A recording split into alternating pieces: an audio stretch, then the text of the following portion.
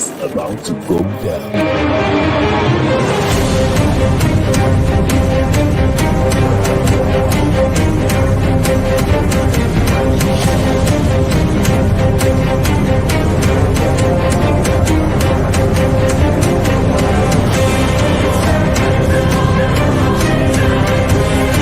It's lovely pass, and here he turns cleverly. Can he find a finish? Oh, he can! Skilled by Joshua, and a return right hand. Good counter right. Bullen is hurt. Second right hand. That clipped him as well. Now he goes in for the kill. Well, Ricciardo is inching into the lead, and Ricciardo that win the Italian Grand Prix! Iguodala running the floor. Still leading the way with Canada in there too with the Netherlands.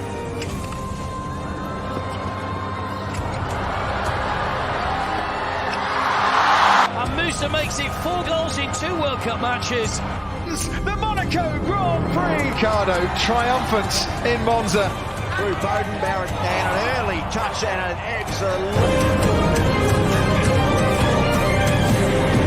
Sports Orbit. We make the world go round.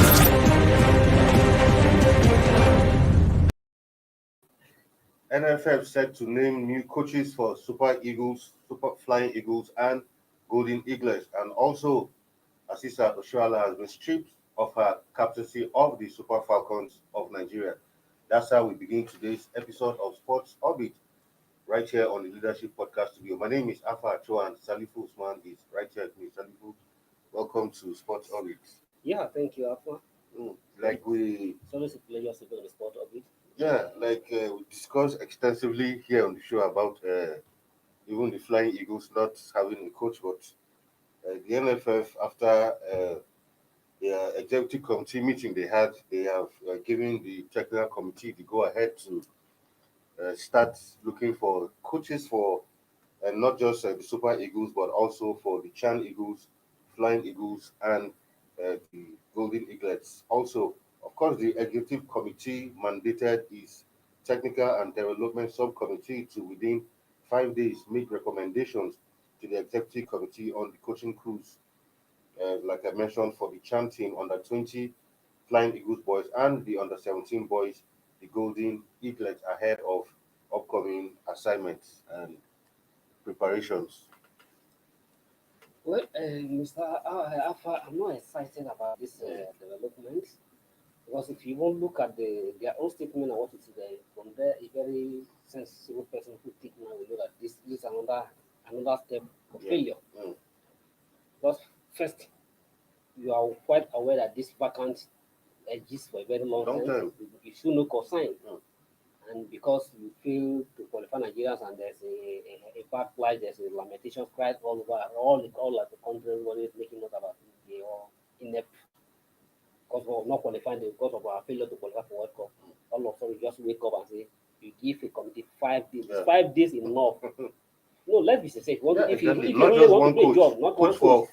So it means you have a certain people that are already penciled down, just bring their name. Is 5 days enough to select, to interview, and scrutinize coach and appoint the coach if you are aiming for a better result? It shows that they have taken another step for failure. Of course. And like we discussed yesterday, the Flying Eagles have a match next month. Not just a match, a qualifier tournament next month. The Chan Eagles also have a qualifier. All these teams have a assignment in their form in the next 2 months. And but those patterns have been there for a very long time. But you still no consign, and they just wake up somebody and say, okay, no, go. I give you 5 days, go and employ coaches and support the coaches and give them the job. But I mean, it's so surprising that you had all these teams for quite a long time. All of these teams were without a coach. And nobody no program, even bothered, no program. So it team. means people who played for all of these A-grade teams were just there without a direction. Chan Eagles, no coach. On Golden Eaglets, Flying Eagles, no coach. And all of a sudden, you're just waking up from your slumber and giving the technical committee. And like we keep saying, sometimes even the technical committee, you begin to wonder what really is their job. Because you're supposed to understand that their job is mainly, yes, advisory, but haven't they are the ones who know that, okay, vacuum exists in this team. They are the ones who are supposed to tell the NFF, look, we have vacuums in this team. We need to get coaches. But is it that their suggestions were turned down or they too were not bothered? Like I said, do they really have a say in what goes on? Because is it like we do in Nigeria? They just give you a position, name a committee, but you don't have any bite. You know, it's just as it's unfortunate that in this part of the world, we don't. What is right in the other world is always wrong Yeah. in Nigeria, and what is wrong in the underworld is right in Nigeria. And for instance, people, even though it's as far as Nigeria, as far as you are, let me just occupy this position, waiting for sign me. As far as I'm getting what is due for me, Yes. let me just take Of it. course. And that's what that is the taking of a in Nigeria. If you really mean that your name is at stake as a member of the technical committees, and if yes, that your position is an advisory role, and if your advising role is not strategic, and at the end of the day, people will come there to blame you. But you keep on that, but provided that if you remember, make your mind, if you can recall, when they sacked General, Mr. Paul Bassi came out to say that they were not consulted before General was employed. That even though the program of General were never even submitted to them for scrutiny, but all the while he kept quiet until General was sacked. Exactly. Well, we interrogated him and said that why was he kept quiet all this while? Paul Bassi is not a small person, very renowned person, a former journalist, journalist of record, and somebody who has made his name in game of football. But if you really you are sincere to yourself and your position, your names at stake. Over the years, you keep quiet, but you never talk about the whole side. Still, that panel, that for Basel has not resigned. He has not resigned his members from that position. Yeah. The technical committee we are talking about is made up of these people who are named Paul Bassi. It's made of former international. Gerbalawa is on that committee. Bito Ekoba is on that committee, and other several international on that committee. Can give you questions and name them. They are all members of that committee, and all those say all those players, former players, should know what it takes to have that. What it will mean if a team doesn't have a coach. But they all keep quiet and they're not saying anything. As far as what matters to individuals, Nigerians who are in position, is their interest and what they can get. And as far as I'm a technical committee, I came for a meeting, I get my allowance. That's what they concern me. If not, why should you for help for crying loud? Why should you claim yourself? Pronounce yourself as a member of the technical committee, and then for instance, they just give you 5 days as 5 days to submit, and nobody has making nobody has found no, this is not enough. We can't do a diligent job because there's not anything diligent on their part to be done. Just maybe the head of the technical committee, Ahmed Yusuf of French, and just give the technical. Maybe we just see that with pin and just draw the list and then announce it and say the technical committee has suspended the list. I mean, it's really sad situation. Anyway, Really sad situation, and this one will not lead us to anywhere. No, And failures, and to me, this is not even it's a recipe for failure. I mean, they say when you fail to plan, you plan to fail. Exactly. You plan to fail, and at the same time, although this damn body, you have a government who is not. You have a government who is not even up to his responsibility. If you have a government, if the government is clear and the government is sincere, and government know clearly mean listening to the cries of Nigerians, especially particularly what happened on last Tuesday and how Nigerians are still lamenting over it. Some people are yet to recover from it. Why should you allow the same minister to sit down there and give it the direction they want to appoint a coach?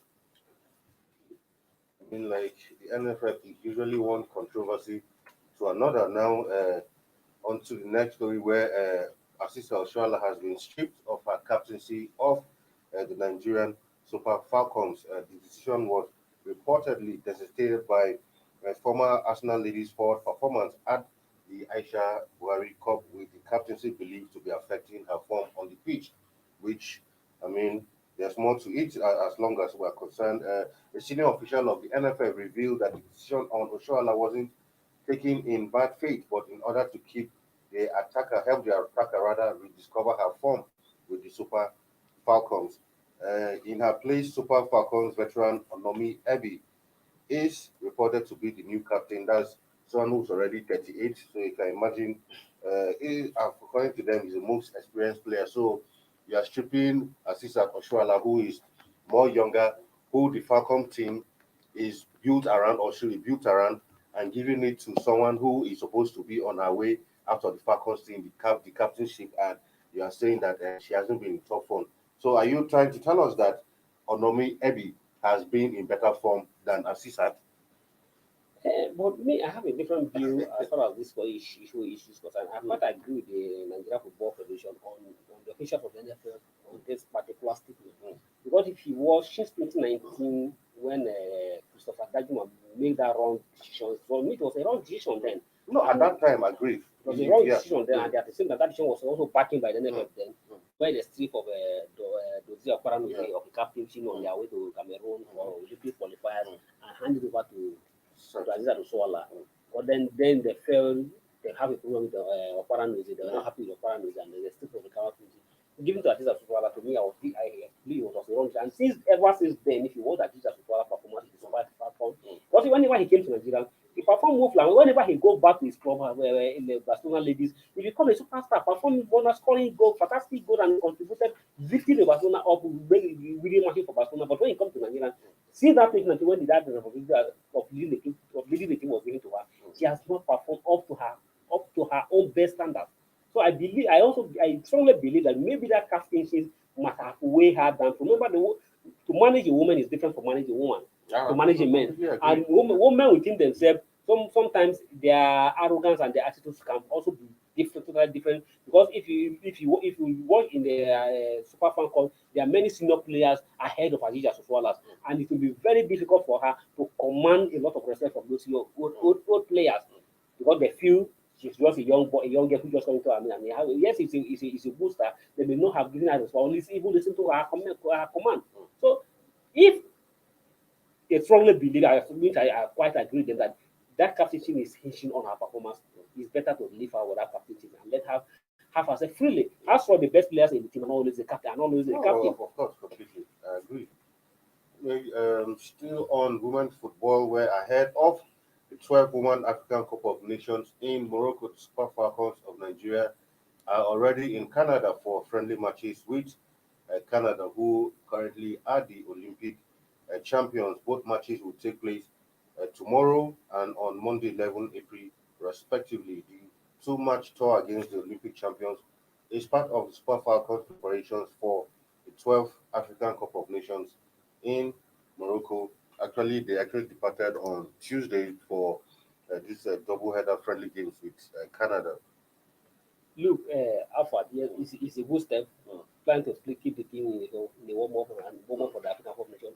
But to me, this is not a right friendly matches for the Super Falcons if we are going for African Championship. So what's stopping play an African team with another African team with another strong mentality and another strong style of play? Why should you go and play Canada in the far away? Go and play Canada. So it's a wasteful event, and people want to. They feel Canada being Olympic champions. We are going for Africa Championship. In the last match we play against South Africa, we're beating by South Africa. What stop you approach another play South Africa again to test yourself before the game? Not why you go to the best place to perform.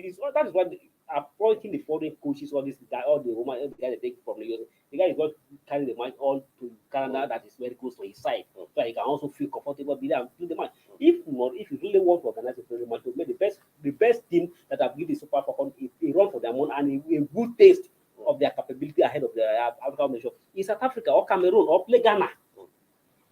But maybe this could be. I'm sure after this match they'll have some other series of friendly matches to warm up matches. This could just be one of them, don't you think so?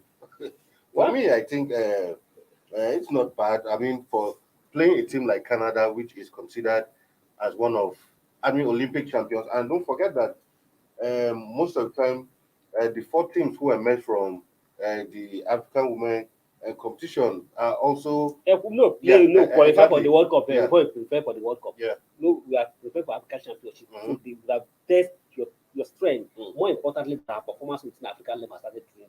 So all you need to do is just organize a friendly match with Ghana, South Africa, for instance. And remember, playing for South Africa, South Africa beat our main rivals in Africa.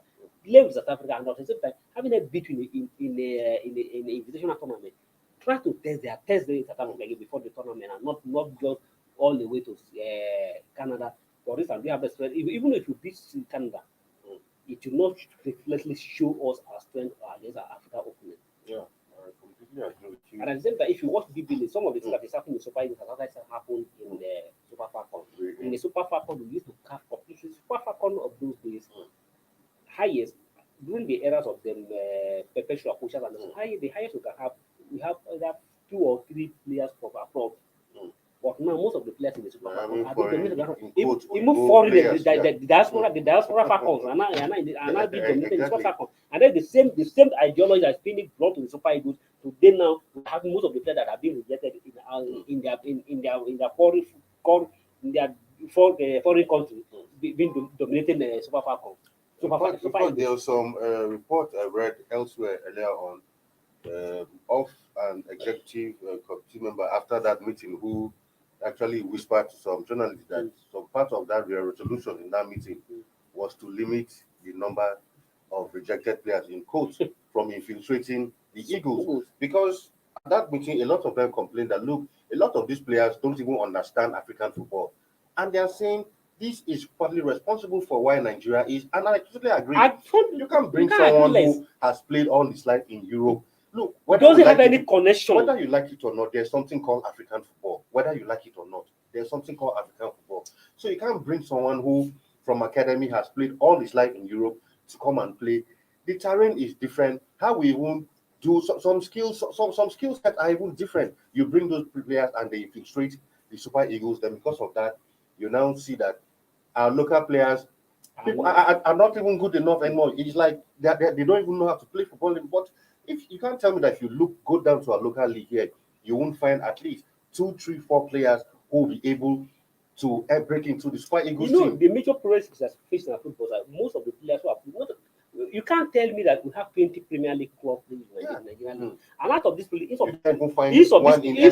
these 20 clubs have at least registered 24 or 25 players for the season. You can't say in every team can't find at least one. Multiply that 25 by 20. How many players in the local league? And you can't see 2 or 3 players. Let's even say one in every team. But the only player that is good enough to play is John Noble, and the John Noble is the third goalkeeper in Enyimba. So what happened to the Enyimba first choice keeper? So that was why we're saying. So these are some of the things we need to do. Nigerians will watch, and even the government should think. What happened to the Enyimba first choice goalkeeper? And the third keeper who never able to is the only one that is always having a chance to invite. That means he's the one that was willing to play the part. If you go further now, you know that maybe he's someone who has Godfather, of course. Because why is John Noble? Who is John Noble? A third choice keeper of Enyimba, be getting call up ahead of the first choice and the second choice. And of all other 20 Premier, first choice 20 Premier League goalkeepers don't have a invitation, but a bench warmer in Enyimba is the only one that will be qualified to be invited to the Super Eagles. And yet, sometimes we won't understand that. Let him say it is the choice of the coach.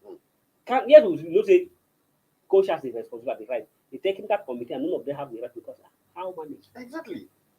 The technical committee are supposed to scrutinize whatever invitation has come. How managed is the best woman, the third keeper will be invited not to the Super Eagles, not to the age grade competition, but to the Super Eagles.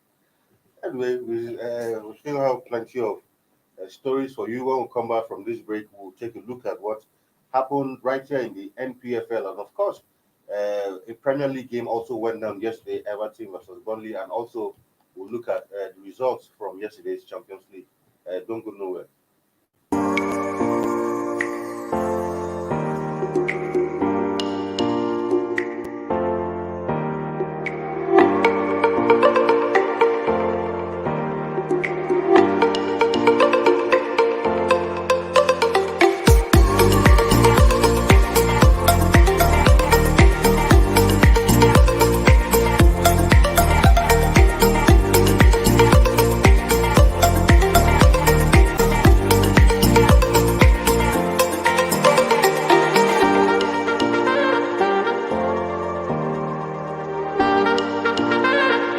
For sponsorship and advert placements, please contact 080-3688-6158. Last Word Leadership Podcast Studio. You have the last word.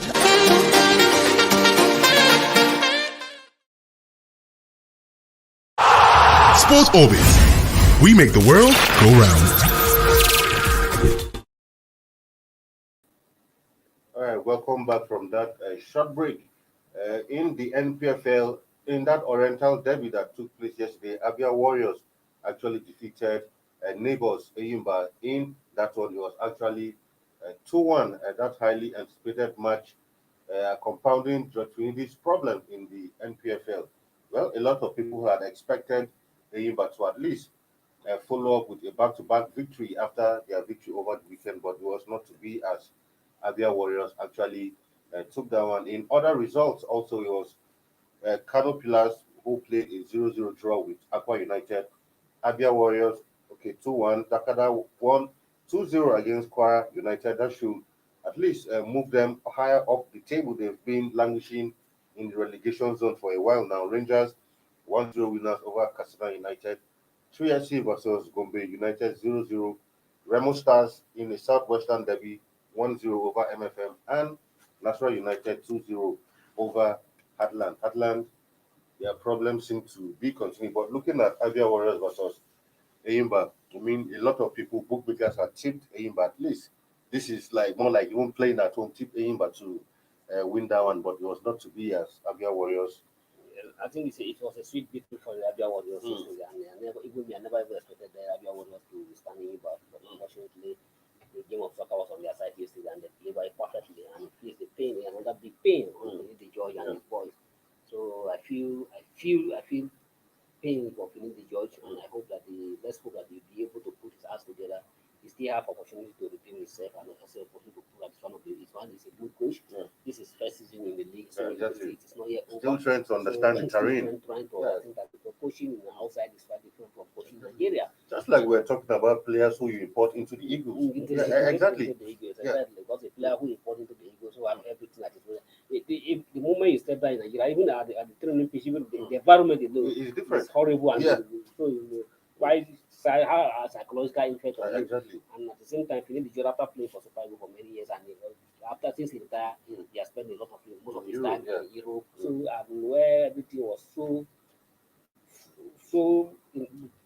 very cruisy for him, very in order for him. But here in Nigeria, even we commended him for being able to have adopted this exactly. And traveling within the Nigeria road on weekend twice in the week. It's not an easy one at all. But we hope that it's not yet over. It's a good it's not over, because you ask me, they are 17th position, 29 points. Not that they are doing very badly. They still have a chance at the end of the day to maybe qualify for a continental place, because 29 points, same points with Sunshine Stars, then Kwara United, who are on 34. But the point difference is not really more, just a space of between 4 or 5 points separating them.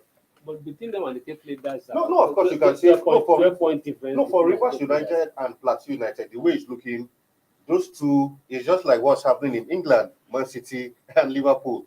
I mean, it's almost similar. Rivers United and Plateau United are looking like it's always similar. But you can't really say that the Plateau United and Rivers United have run away. No, I know, but so far the way it's looking, they still have almost 17 matches still to play. And just like you remember at the middle of the season, this season, everybody was hoping that Man City, even though the Man City was running away with the title, but until after they lost, they suffered defeat to Leicester, and that has open up the race, and so it's still very open for Eyimba. So really George and his boys and the management, all I can ask for that the management should start patient with really George, and also support him, give him all the necessary support all he needs to do, and support him if they see that there's anywhere they can come in and support him so that anybody that would like to is our best team in the league, and it's only anybody that we can only trust when they go out to continental and give us a perfect representation compared to any other team that are going to represent Nigeria in the continental championship. All right, now away from that now. So matches that we play today. Okay, today also, of course, league leaders Plateau United will be at home to Niger. Second on the table, Plateau United will be at home to Niger Tornadoes. Then, of course, league leaders will be at home. Baba Ganaru has another tough game at hand today at Rivers United. Let's see what happens. If they can at least get something out of this one, then will know that he's here to do the job. And of course, I remember Dominica. You first was being brought in with propaganda to establish as proud himself as the magic one. yeah. So let's hope he out and actually Dominica, whether you like it or not, you give it to him.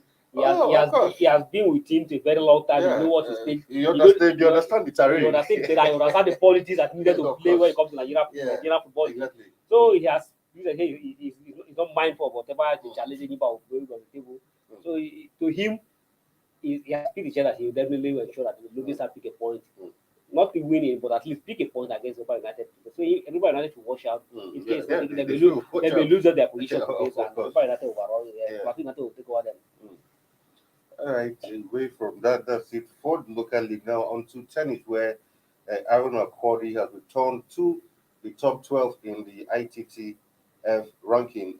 Aaron gained 2 steps in the official ranking to occupy 12th place in the men's rating following the official release of week 14 of the ITTF table tennis world rankings.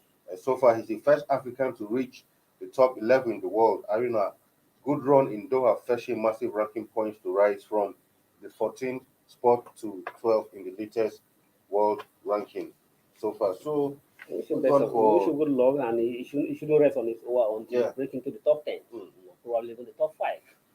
Yeah, another Nigerian also in that ranking. 2 other Nigerians, Ahmed Saleh is 49th spot, while Olajide Omotayo is 89th in the ranking. But clearly, Aaron Akwari is head and shoulders above every other Nigerian player in that. In fact, his name rings every African. But I mean, for the other Nigerians who are like down, Aaron's name has been there so long that you won't forget that we have other table tennis players who are in this ranking. But good one for Aaron Akwari, and we hope that it continues in this form. And anyway, away from that now to one of the EPL matches that was played last night. It was Everton versus Burnley. At first, it looked like it was going to be a good day for Frank Lampard and Everton, but it was not to be, as Burnley came back from 2 goals down actually to win it 3-2. Yeah, and adding the woes more and more to piling up the pressure on Frank Lampard, who can't seem to maintain a winning run since he got that Everton job. It's looking very, very likely that Everton might just, I don't know what to say for them, but might just be heading for relegation with 8 games to go. I sympathize with Frank Lampard as a player that he should not be, at the end of the day, maybe the god of soccer will come on his way. He should be the one to lead the verdict to them. Because the way it is, it will look most likely than not likely. Yeah. But we hope that things change. We still have about 5 matches or 6 matches to play. We hope to stabilize the situations and then at least maintain their league status. Yeah, at least even if nothing. Let us just finish maybe 18th or 17th or maybe 16th. Maybe at least, but not a team like Everton. 17 will survive them. Survive them, yes. If you have anything more than 17, yeah. But right now they occupy 15 will go down. 15 will go down at the end of the day. Yeah, exactly. Right now they occupy 17th position, just 1 point above the relegation zone, which also it was actually relegation battle yesterday against Burnley, and that win for Burnley actually took them to 24 points in that one. And the big of things that they Burnley have 25 points. Yeah, 24 points. 25. No, Burnley 24 points. Everton 25. I mean, Everton 25 points, and the next person, which is Leeds United, have 30 points. Yeah. Although Leeds United have played more matches than Everton. So I don't know if Everton will be able to win their final 2 matches. That will take them to 31, and then above Leeds United. But it depends on who those outstanding matches. That's another thing, exactly. All right, away from that to the much anticipated Champions League matches we saw last night. Of course, for Villarreal, it was an upset, like we said here yesterday. We were saying it could be go anywhere, and Villarreal actually created an upset by beating Bayern Munich 1-0 out there at home in Spain. But it was 1-0, and of course, match winner Andrew Danjuma has hailed Emery as a tactical mastermind in Down for being able to. But notwithstanding that, they played at home. We remember in the course of the group stages, I can't remember who played with Bayern at home, who actually beat Bayern, but the return leg, the story was completely different. So, it's like one of the Portuguese forwards. I can't Yeah. remember which. So, but what is it that first and foremost of that is the Arab for be able to put that one 2 years like 1-0 against the Bayern. Nobody expected it, and if you ask most of the bookmakers, they will put their money. Yeah. I believe that the Arab make me feel a lot of people lost money yesterday because all the people put their money on Bayern. But like we said yesterday, I said this is a game of football, and having achieved that, what they achieved against the Pedro, they still have what it takes to still offset Bayern Munich and likely they did yesterday. And just like the player, the match winner, proud disclosed as a master match tactic, maybe you'll be able to do that magic again and ensure that you hold Bayern to a draw in Munich. So, but Bayern is that once you beat them away, when you are coming home, you should be double prepared. So whatever Villarreal put into preparation to win that match, they need to double that effort 3 times. Of course. They need to double whatever they put, any effort they put into the to ensure they win that match. They need to multiply that, double that in 3 times if they must survive Bayern. Yeah, because there have been so many occasions where teams beat Bayern at home and away it became a complete goal fest. Anyway, the other highly anticipated match was Chelsea versus Real Madrid, but this time around, Karim Benzema made the difference as the 13th-time Champions League winners. Made 3-1 in that one and putting them firmly in control of the first leg, and Chelsea will have everything to play for in the return leg at the Bernabeu. When you see firmly in control, you can see that and see that again. It's like Cesar are beginning to feel the impact of the sanction against them. But they are not allowing the billionaires to stay. So I think they are beginning to feel the absence of the billionaires. If not, and another thing again, their coach, his wife also just divorced him just last week. Oh, the guy is psychologically. I mean, the man was not his stable mind. A lot of analysts have attributed a lot of things because his wife just left him last week, and it was that same week that he fell 4-1 to Burnley, and he's at Stamford Bridge. Then in the Champions League again, falling 3-1 again to Real Madrid. So you know that all is not well at the Bridge as it is right now. I feel bad for him. It is not easy when you live with family members and separate the family members. It's not in the psychological state completely, whether you like it or not, no matter how you try to. It's clearly shown. Yeah. Because in as much as I expected Real Madrid to win to yesterday's match, but not to the extent of 3-1. Yeah, exactly. And even outclassing Chelsea, I mean, they played better. I mean, they were in all departments of the game. Anyway, today also there will be some Europa League matches. We'll keep an eye on that one, and tomorrow we'll come back, give you results. Also, there will be some NPFL matches that will also be decided today. Also, we'll also be looking at for that one, and tomorrow we'll give you a complete review of all the sporting activities going down today. Salifu, once again, thank you for being in the studio with me. Thank you, sir. All right, until we come your way again tomorrow with the last episode of Sports Orbit for the week, I remain yours sincerely, Alpha Chuanis. Goodbye from here. Thank you for watching. For sponsorship and advert placements, please contact 080-3688-6158. Last Word Leadership Podcast Studio. You have the last word.